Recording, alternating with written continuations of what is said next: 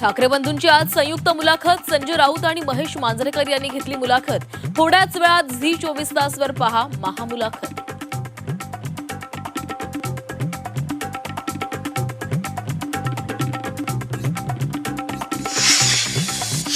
एकनाथ शिंदेंच्या बालेकिल्ल्यात ठाकरेंचं शक्ती प्रदर्शन. कल्याणमध्ये मनसेच्या कार्यालयाचं उद्घाटन. तर संध्याकाळी ठाणे शहरात राज ठाकरेंचा रोड शो. नागपुरात आज तर्री पोहा विथ देवाभाऊ. भारत गणेशपुरे आणि स्पृहा जोशी मुख्यमंत्री फडणवीसांची प्रकट मुलाखत घेणार.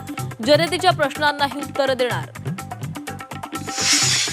2030 पर्यंत मेट्रोची सर्व कामं पूर्ण होणार. ठाण्यातील मुलाखतीमध्ये मुख्यमंत्री देवेंद्र फडणवीसांकडून मेट्रोसाठी डेडलाईन.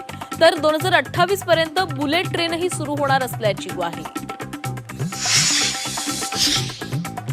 अंबरनाथमधील काँग्रेसचे निलंबित 12 नगरसेवक भाजपच्या वाटेवर.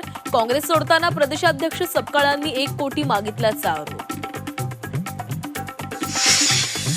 मनपा निवडणुकांनंतर संदीप देशपांडे मनसे सोडणार. भाजपात प्रवेश केल्यानंतर संतोष धुरींचा मोठा दावा.